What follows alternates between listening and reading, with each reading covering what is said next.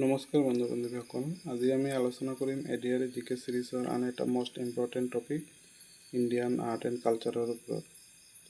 আজিৰ আমাৰ প্ৰথম প্ৰশ্ন হৈছে ভাৰতীয় শাস্ত্ৰীয় নৃত্য ভাৰতনাট্যম কোন ৰাজ্যৰ সৈতে জড়িত? Option A Kerala, B Tamil Nadu, C Assam, D Gujarat. ইয়াৰ শুদ্ধ উত্তৰ হ'ব অপশ্যন বি তামিলনাডুৰ সৈতে ভাৰতনাট্যম জড়িত হৈ আছে। আমাৰ নেক্সট কুৱেশ্যন, কথাকলি কোন ধৰণৰ শিল্পকলাৰ উদাহৰণ? অপশ্যন এ সংগীত, নাট্য, নৃত্য, চিত্ৰকলা আৰু সাহিত্য। কথাকলিটো এইটো কি বস্তু হয়? এইটো আচলতে এটা ক্লাছিকেল ডেন্স হয়, যাক আমি নাট্য নৃত্য বুলি ক'ব পাৰোঁ। Option B. আমাৰ তৃতীয় প্ৰশ্ন, অজন্তা ইলোৰা কিহৰ বাবে বিখ্যাত? অপশ্যন এ মন্দিৰ, গুহা চিত্ৰকলা, চি সংগীত, ডি নাটক। অজন্তা ইলোৰা এইটো প্ৰাচীন কালৰ এটা বস্তু, এইটো কিহৰ বাবে বিখ্যাত হয়? ইয়াৰ শুদ্ধ উত্তৰ হ'ব অপশ্যন বি, এইটো গুহা চিত্ৰকলাৰ কাৰণে বিখ্যাত।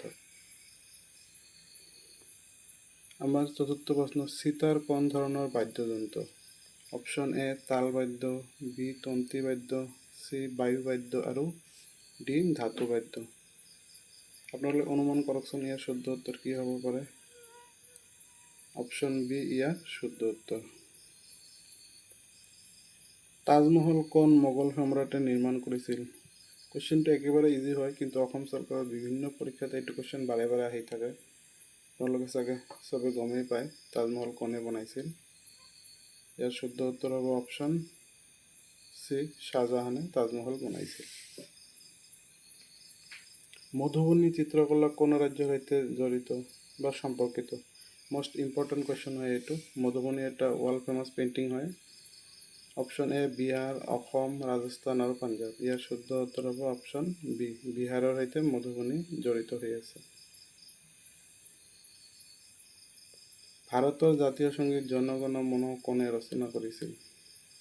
এ বংকিম চন্দ্ৰ চট্টোপাধ্যায়, ৰবীন্দ্ৰনাথ ঠাকুৰ, নজৰুল ইছলাম, মহাত্মা গান্ধী। আমি চবে গম পাওঁ আমাৰ ভাৰতৰ জাতীয় সংগীত জন গণ মন কবিগুৰু ৰবীন্দ্ৰনাথ ঠাকুৰে ৰচনা কৰিছিল। কুচিপুড়ি কোন ৰাজ্যৰ শাস্ত্ৰীয় নৃত্য? আপোনালোকে গমেই পায় এইটো এটা ক্লাছিকেল ডেন্স হয়। কুচিপুড়ি এইটো কোনটো ষ্টেটৰ লগত জড়িত হৈ আছে? অন্ধ্ৰপ্ৰদেশ, কেৰেলা, মহাৰাষ্ট্ৰ আৰু গোৱা। ইয়াৰ শুদ্ধ উত্তৰ হ'ব অপশ্যন এ অন্ধ্ৰপ্ৰদেশ।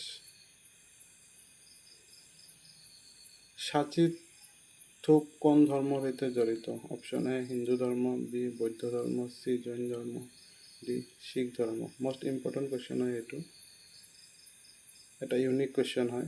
ইয়াৰ শুদ্ধ উত্তৰ হ'ব অপশ্যন বি বৌদ্ধ ধৰ্ম।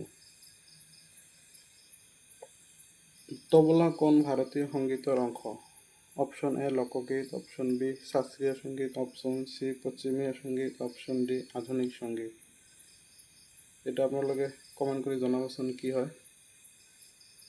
ইয়াৰ শুদ্ধ উত্তৰ হ'ব অপশ্যন বি, তবলা হৈছে এটা শাস্ত্ৰীয় সংগীতৰ অংশ।